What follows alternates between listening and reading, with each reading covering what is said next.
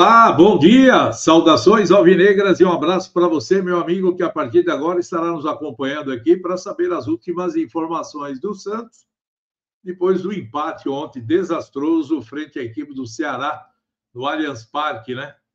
Mesmo com a presença maciça da torcida, mostrando mais uma vez a força da torcida do Peixe, inundando o Allianz Parque, mais de 35 mil torcedores que foram acreditando numa vitória, e o que viram foi um empate melancólico, uma equipe que não consegue se encontrar, um time que não tem força no ataque, muito fácil de ser marcado, e a gente fica preocupado com tudo isso que está acontecendo nesse exato momento.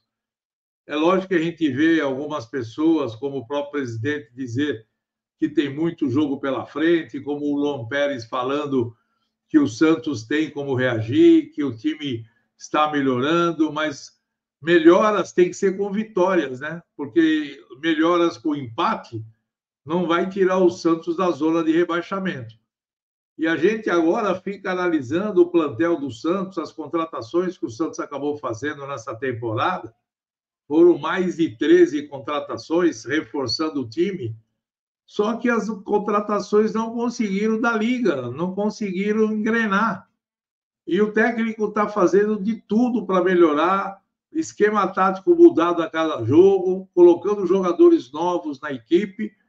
E é lógico que a gente espera que o time possa reagir, né? Só que vamos ter uma semana complicada, não só uma semana, como nos próximos jogos do Santos no Campeonato Brasileiro e na Copa do Brasil.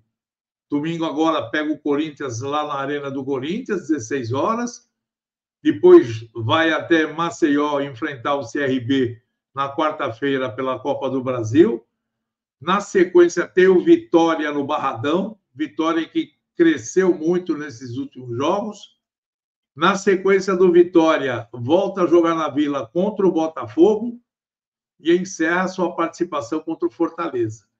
A gente vê que são jogos difíceis que o Santos vai ter pela frente. Não tem nenhum jogo mole, nenhum. Se você analisar a maneira como essas equipes estão atuando, é de preocupar mesmo. Esses jogos que restam até a parada do Mundial Interclubes, o Santos tem que reagir de qualquer maneira.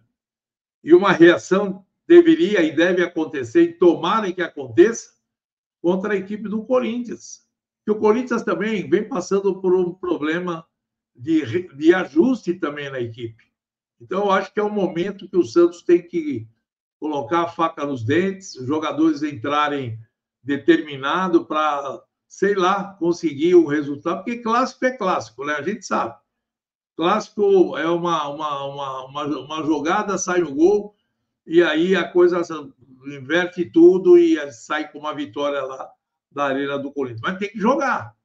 Não adianta jogar o futebolzinho que fez ontem, que acaba perdendo o jogo, perdendo. Porque o Corinthians na casa deles, forte, a torcida empurrando, o time pressionado, técnico novo, ajustando o time também. Quer dizer, não vai ser fácil esse jogo. Então, tudo aquilo que ontem aconteceu na Arena, lá do Palmeiras, a torcida xingando a diretoria, chamando o time de sem vergonha, tudo isso que aconteceu faz parte, porque o torcedor está preocupado, está chateado com os últimos resultados. Aí você fala, pô, Guido, nós estamos na 8ª partida do campeonato. 8ª partida, com uma vitória apenas, 2 empates e 5 derrotas. Foi, acho que, um dos piores inícios de campeonato brasileiro. Né? Se a gente analisar que nem no rebaixamento para a segunda divisão, o Santos teve esse início de campeonato tão ruim. Né? E esse ano aqui, o que a gente vê é que as equipes estão melhor preparadas e existe uma situação que a gente analisa que tá tendo uma certa equilíbrio, um certo equilíbrio com equipes que a gente não esperava que acontecesse isso, né? Você vê times aí que estão brigando também lá embaixo e que estão muito próximos do Santos. né? Estão muito próximos do Santos, porque a gente vê a classificação do campeonato e vê que o Santos tem 5 pontos, e está lá embaixo na tabela, mas você vê outros times também, né, que estão aí brigando, olha, que nem o caso do São Paulo.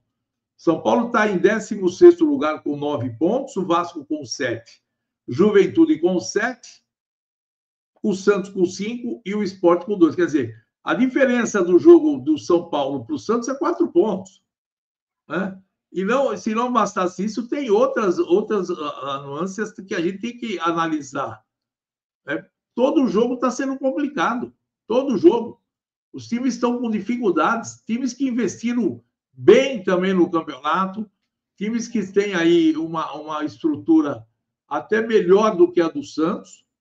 Mas a gente vê que a situação está complicada.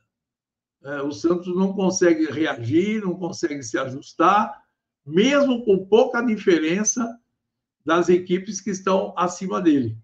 Então, não tem jeito. O que tem que acontecer é o Santos reagir rápido. A entrada ontem do Zé Rafael ficou muito clara que ele ainda está temeroso, tanto é que ele não pegou na bola algumas vezes só, mas mesmo ele entrando no final do jogo, você viu que ele pouco participou do jogo, enfim, ficou muito preocupado com aquele gramado sintético e também, né, do time que estava tendo uma pegada mais forte, e isso aí deixa o jogador preocupado depois de uma cirurgia tão delicada que ele acabou fazendo. Agora, o que a gente precisa é saber quando é que o seu Neymar volta, né? Rápido, porque agora precisa de todo mundo para tirar o Santos dessa situação, e a gente começa a pensar nesse trabalho que o técnico Kleber Xavier vai fazer daqui para frente. Com relação ao Neymar, ontem ele esteve lá, recebeu o prêmio dos 100 jogos que ele atuou na Vila Belmiro contra o Atlético Mineiro. Depois ele se machucou e não teve condições de receber a placa. E ontem, numa ação de marketing, né? Sempre, a torcida foi, compareceu, e aí ele recebeu a placa dos ex-jogadores, o Edu estava por lá, Abel Verônico, o Pepe, os ex-atletas do Guerreiro estavam lá presentes, né? E ele acabou sendo homenageado. O Neymar está sendo sempre homenageado. Agora, o que a gente espera é que ele retorne rápido para ajudar o Santos, para a torcida conseguir homenagear o time também, né? Com vitórias e vitórias e sair dessa zona de rebaixamento. Vamos ver o que acontece esta semana cheia de novo. A partir de agora, hoje é folga do elenco, amanhã começa todo um trabalho já visando esse compromisso e vamos ver que tipo de atuação e alterações que o técnico deve fazer. Ontem nós vimos a entrada do Barreal muito bem, o jogador atuou muito bem ali pelo lado, marcando bem, fazendo jogadas agudas ali também. O Aderlan precisa melhorar mais na lateral ainda, não é aquele Aderlan que nós vimos jogar no Bragantino, né? O Léo Godoy entrou meio tímido também, ajudou em alguns momentos. O Rincon está sendo destaque nesse meio-campo. Ontem ele fez um partidaço, teve aquele problema do pênalti, né? Em cima dele, que o árbitro não marcou, né? Porque o bandeirinha deu impedimento.